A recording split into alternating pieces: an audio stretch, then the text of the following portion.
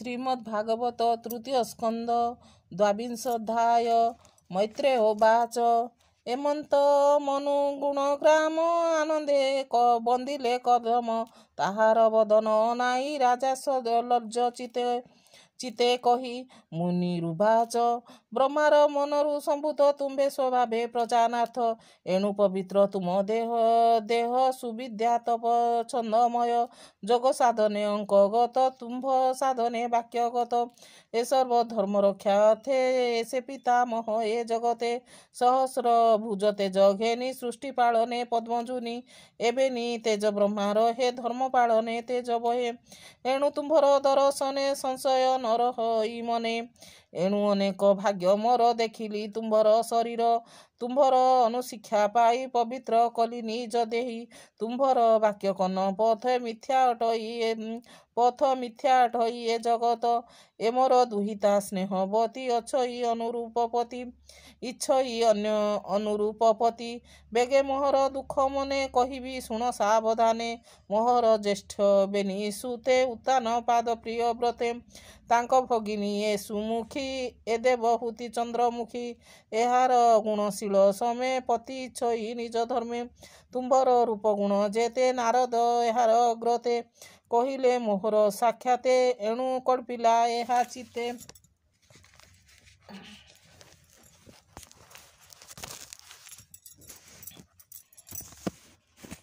मु एबे समर्पिबा अर्थे घेनी मिलिली तो ग्रते ए धर्म ज्ञानीर तु धर्म ज्ञानीकर सार गृह आश्रम धर्म कर एणु तो प्रतिवादी नाही पुष्कर धर्म एहा कही उद्यम धर्म एहा छाड़ी जोगान्ते भिक्षु पथ माड़ी उभय लोक तार नाही से पुणी संभवी बेटी काई तुमर गृह धर्मे देख जे शुक्ल स्त्री धर्म देख जे शुक्ल स्त्री उत्तम ए देवहूति कन्या मोर वेद प्रमाणे विवाह कर तुम्भर कदम उवाच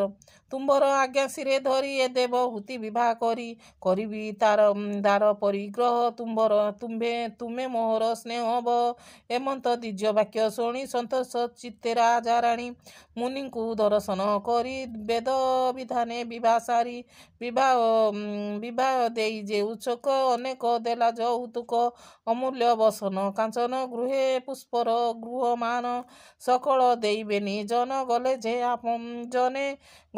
आपणा भुवने आनंद चिते दंडधारी मुनि को आलिंगन करी कंठे हृषित श्रुमुखे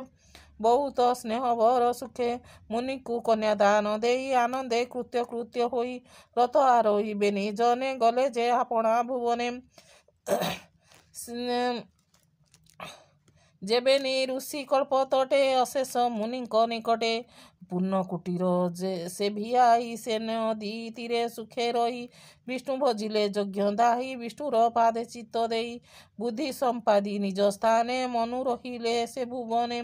पूर्व निर्मित कुशघाते से स्थान ताप क्रय नाशे ए गृहे पति संगे नेई संतति अर्थे प्रिय बही कल्पित सुख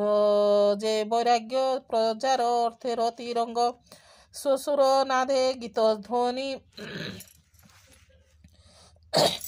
स्वसुर नामे गीत ध्वनि गंधर्वे नारी वृंद घेनी संगीत गण बीणा नादे ललित गीत अनुबंधे प्रति दिवस पुत्र अर्थे विष्णु चरित हृदगते कने शुणती ध्यान करी चिते गोविंद भाव भरी निरते विष्णु भाव आसे से जेबे निजन गृह बासे विष्णु चरित हृदय धरी नाम श्रवणे आश्रा करी एमंत निज मनंतरे जे से जुग प्रसन्न व्यवहारे एक संतति चतुर्जुगे जे भावे जन्मांतर भावे एमंत रति भाव करी तृतीय तापु ए सुमरी मैत्रेयोवाच ଶୁଣ ବିଦୁର ପୁଣ୍ୟ ଦେହା କହିଲୁ ପଚାରିଲୁ ଯାହା ଏ ଅଷ୍ଟ ରାଜାଙ୍କର କଥା ଶୁଣନ୍ତେ ତୁଟେ ଭବ ବ୍ୟଥା ଏଣୁ ଏ ଅନାଦି କାରଣ ଏବେ ହେ ମୁନିଗଣେ ଶୁଣ।